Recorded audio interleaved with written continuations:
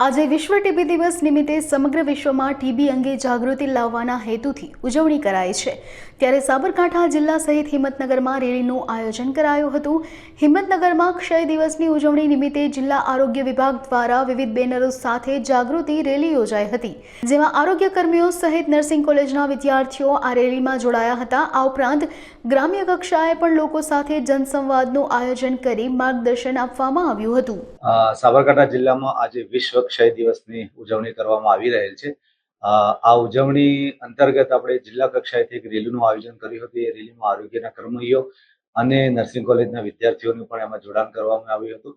આ ઉપરાંત ગ્રામ્ય કક્ષાએ અને વિવિધ આરોગ્ય કેન્દ્રો કક્ષાએ રેલીનું આયોજન તથા ગ્રામ્ય લેવલે કમ્યુનિટી સાથે લોકો સાથે જનસંવાદનું પણ આજરોજ આયોજન કરેલ છે।